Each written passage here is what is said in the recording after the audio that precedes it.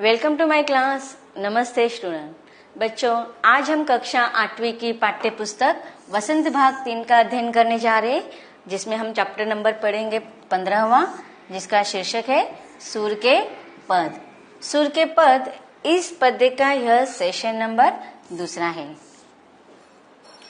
इसके पहले भागों में हमने सूरदास जी के द्वारा लिखा हुआ पहला पद पढ़ा था, जिसमें हमने वर्णन किया था सूरदास जी ने बाल कृष्ण के बचपन के छोटे छोटे चेष्टाओं का, उनके क्रियाकलापों का बहुत ही सुंदर और मर्मस्पर्शी वर्णन किया था। अब अगले पद में सूरदास जी हमें बाल कृष्ण का कौन से रूप और उनके कौन से स्वभाव का वर्णन कर रहे हैं, ये पढ़ते हैं हम पद के द्वारा।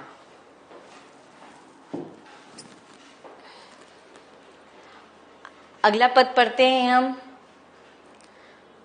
तेरे लाल मेरो माखन खायो, दोपहर दिवस जानी घर सुनो, ढूंढी ढंडोरी आप ही आयो।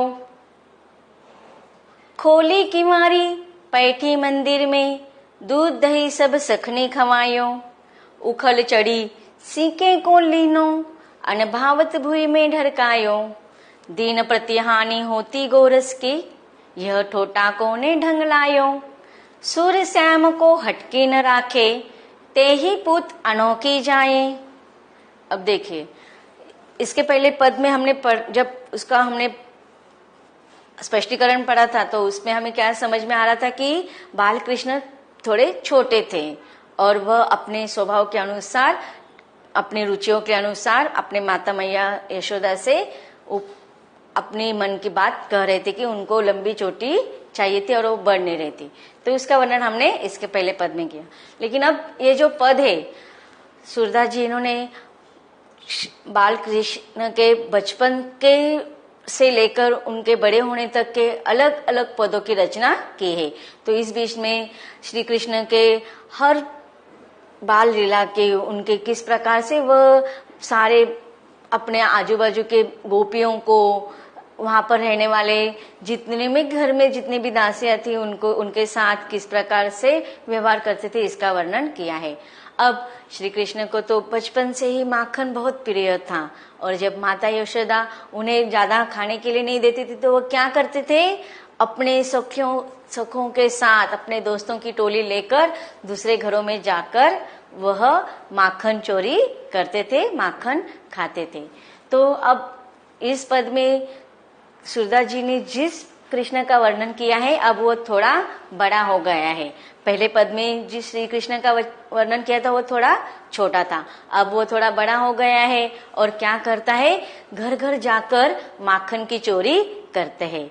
अब उस समय देखो, अब गोपियां जो थी उनको वह श्री कृष्ण बहुत प्यारे थे, उनका श्री कृष्ण का उनके घर पर आकर माखन चोरी करना अच्छा लगता था। लेकिन कभी कभी श्री कृष्ण उनको इतने तंग करते थे, तो वह क्या करती थी, सारी गोपियां मिलकर मैया यशोदा के पास उनकी शिकायत करने जाते थे बाल कृष्ण की। लेकिन मैया यशोदा को अपना बेटा तो बहुत प्यारा था, वो अपने बेटे की बाजू लेकर गोपियों से साथ झगड़ा करती थी, नहीं नहीं, मेरा बाल कृष्ण ऐसा कर ही नहीं सकता। और उस समय एक बार क्या हुआ, बाल कृष्ण की चोरी एक गोपी ने पकड़ ली, और उस समय वह माता यशोदा के पास गई उनकी शिकायत करने के लिए। और वह तब माता यशोदा को ताना देती है, उपालंब करती है कि देखो, तुम्हारे बेटे को मैंने रंगे हाथ पकड़ा है, कि आप हमेशा कहते हैं कि वह ऐसा माखन चोरी नहीं कर सकता है, लेकिन इस बार मैंने उसको रंगे हाथ पकड़ा है। तो इसी का वर्णन गोपियों के द्वारा माता यशोदा को ताना देना, उल्हाना देना, इसका वर्णन सूरदास ने इन पदों में किया है। गोपियां कहती है कि तेरे लाल मेरो माखन खायो। तेरे लाल, तेरे मतलब मैया यशोदा से कह रहे कि तुम्हारा लाल, लाल अर्थात बेटा, पुत्र, मेरो माखन खायो, कि तुम्हारे बेटे ने आकर मेरे घर में जो माखन रखा था वह खा लिया है। दोपहर दिवस जानी घर सुनो, ढूंढी ढंडोरी आप ही आयो, कि कब कौन से समय गए थे श्री कृष्ण उनके घर पर, दोपहर दिवस, कि दिन के जब दोपहर का समय था और उस समय दोपहर दिवस जानी घर सोने, कि उस समय उसे क्या लगा कि उसने समझ लिया कि अब घर में कोई नहीं है, घर सुनसान है। तो जब उन्होंने देखा बाल कृष्ण ने कि घर में अकेले कोई नहीं है, सब सुनसान है, शांति है, तो ऐसे दोपहर के समय पर ढूंढो ढूंढोरी आप ही आयो, ढूंढते ढूंढते हुए, ढूंढी ढंडोरी खोजते हुए, ढूंढते ढूंढते हुए अपने आप आए, आप ही आयो। तो मैया यशोदा से श्री कृष्ण के लिए उपलंब करते हुए कहते हैं कि तेरे लाल मेरा माखन खायो। और ऐसे समय आया कि दिन के दोपहर में आया और उसने क्या देखा कि घर में कोई नहीं है, घर शांत है, सुनसान है। तो उस समय ढूंढते ढूंढते किसकी खोज करते हुए, माखन की खोज करते हुए वह घर में घुस गया। और घर में कैसे घुसा, खोली किवारी, किवारी किवाड़ दरवाजा, बैठी मंदिर में, बैठ गया। मंदिर, मंदिर का अर्थ क्या होता है, घर, घर में जाकर अंदर जाकर बैठी का अर्थ होता है बैठना। तो इस प्रकार गांव के दूसरे औरतें आकर मैया यशोदा से क्या कर रहे, शिकायत करे श्री कृष्ण की, तुम्हारे लाल ने दोपहर के दिन में आकर उसने देखा कि घर में कोई नहीं है, और ऐसे समय आकर उन्होंने क्या किया, जानबूझकर ढूंढ ढूंढ के माखन खाया। और किस प्रकार से, खोली किवारी, किवारी का अर्थ क्या है, दरवाजा। बैठी मंदिर में, मंदिर घर, बैठी बैठना। और वह अकेले भी नहीं आया, अपने साथ किसको लेकर आया, सखनी। सखनी का अर्थ क्या होता है, सखा, दोस्त, मित्र। तो देखिए वो माता यशोदा से सारे औरतें आकर शिकायत कर रही है, आता तो है, चोरी भी करता है और माखन भी खाता है, लेकिन खुद अकेला नहीं आता है, अपने साथ सारे दोस्तों की टोली लेकर आता है। और सब आकर क्या करते हैं, दूध दही खाते हैं। अब देखिए जैसे सारे औरतें श्री कृष्ण का शिकायत करने के लिए माता यशोदा के पास आती है, तो वो क्या कहती है, नहीं नहीं नहीं, मेरा बालक, मेरा लाल तो इस प्रकार कर ही नहीं सकता है। क्यों, क्योंकि वो तो अब बहुत छोटा है, उसका हाथ तो ऊपर नहीं जा सकता है, पहुंच नहीं सकता है। उस समय सारे औरतें कहती है कि हाँ, हम भी मानते कि वह छोटा है, लेकिन जब उसका हाथ ऊपर नहीं पहुंचता है तो वह उसके लिए अलग अलग तरकीबें करता है। उसने क्या किया है, उखल चढ़ी सीके को लेनो। उखल, उखल क्या होता है, ओखली, उखली को उल्टा कर उस पे चढ़ जाता है, उखली चढ़ी। सीके को लीनो, और इस प्रकार सीके में जो हम लोग माखन रखते हैं या दूध से बनाए हुए जो अन्य चीज रखते हैं वो निकाल लेता है। सीके, सीके का अर्थ क्या होता है, छीका। देखो हम देखते हैं गांव में भी आज भी बहुत सारी जगह पर इस प्रकार का रहता है, वो दिखाई देता है हमें कि ऊपर दूध या दूध से बने हुए जो चीज रहते हैं वह ऊपर टंगे जाते हैं। क्यों, पता है, क्योंकि दूध किसको पसंद होता है, बिल्ली को। तो बिल्ली क्या करती है, जब गांव के औरतें घर से बाहर काम करने के लिए जाते हैं तब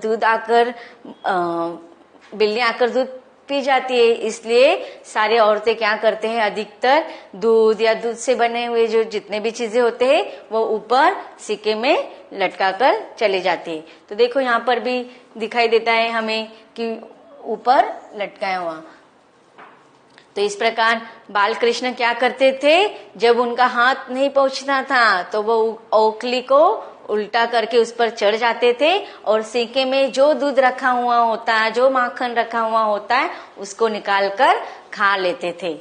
अनभावत भूमि में ढरकायो, और अनभावत, भावत मतलब मन को अच्छा लगना, मन को बहुत प्यारा लगना, और अनभावत, अनभावत मतलब जो अच्छा नहीं लगना।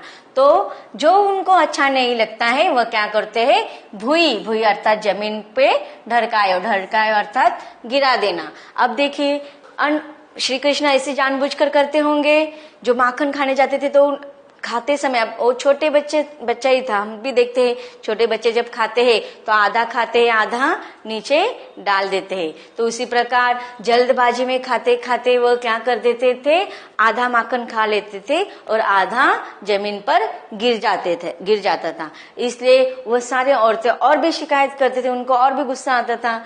दिन प्रतिदिन हानि होती गोरस की, इस प्रकार तुम्हारा लाडला बेटा, तुम्हारा लाल माखन चोरी करने के लिए आता तो है, लेकिन क्या करता है, आधा खाता है, आधा खाने के बाद जो उसको पसंद नहीं आता है वो क्या कर देता है, नीचे जमीन पर डाल देता है। इससे क्या होता है, दिन प्रति हर रोज हानि होती गोरस की, हानि होना, नुकसान होना।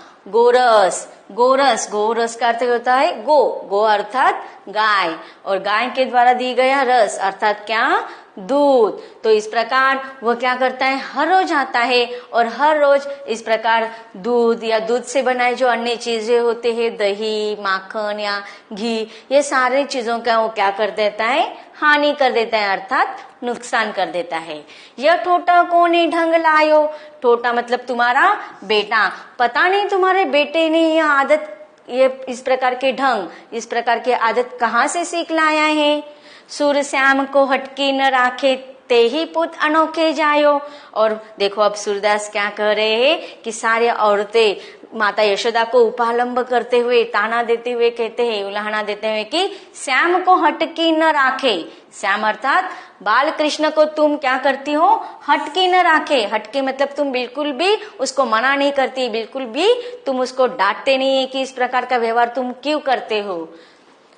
ते ही पुत अनोखे जाओ, ऐसा लगता है कि इस संसार में तुमने ही पुत अर्थात पुत्र, बेटा, अनोखे जाए, कि तुमने ही इस संसार में इस प्रकार का अनोखे बेटे को, पुत्र को जन्म दिया है। तो देखो किस प्रकार का उपलम्ब दे रही है, ताना दे रही है सारी औरतें माता यशोदा को। यह जो उपलम्ब है, ये ताना कितना सजीव बन गया है कि तू ही पुत अनोखे जायो, अर्थात इस संसार में तुम ऐसे अकेले औरत हो कि तुम्हारे जैसे पुत्र को तुमने जन्म दिया है और तुम अपने बेटे को बिल्कुल भी नहीं मना करती, इन सारी चीजों को रोकने के लिए कहती नहीं हो।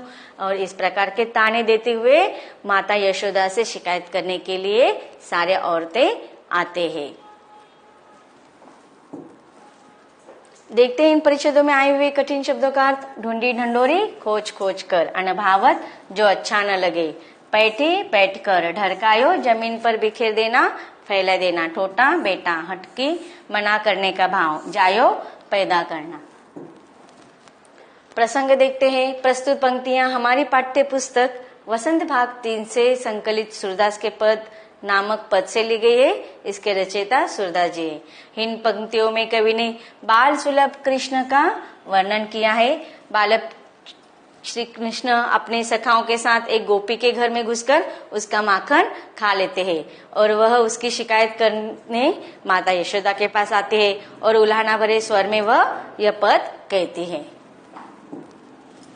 भावार्थ, गोपी माता यशोदा को उल्हाना भरे स्वर में कहती है कि तेरे लाल ने मेरा माखन खा लिया है। दोपहर के समय घर को सुना जानकर ढूंढ ढांड कर घर में घुस आया। उसने घर के किवाड़ खोलकर सभी सखाओं दोस्तों को दूध दही माखन खिलाया। यद्यपि माखन छिके पर रखा था, पर कृष्ण उखल पर चढ़ गया और उसने कुछ माखन तो खाया और कुछ लुढ़का दिया अर्थात फैला दिया। इस प्रकार दिन प्रतिदिन गोरस अर्थात दूध की हानि हो रही है और यह शैतान बालक अनोखे करतब कर रहा है। माता यशोदा, क्या तूने किसी अनोखे बेटे को जन्म दिया है जो उसे तनिक भी हड़का नहीं रखती अर्थात मना नहीं करती। विशेष पद में उपालंब का भाव है। पूत अनोखी जायों में अत्यंत सटीक व उपालंब बन पड़ा है। दोपहर दिवस दूध दही सब सखनी हानि होती। सूर्य श्याम में अनुप्रास अलंकार है और इस प्रकार इस पद में ब्रज भाषा का वर्णन किया है। ब्रज भाषा में यह पद लिखा गया है।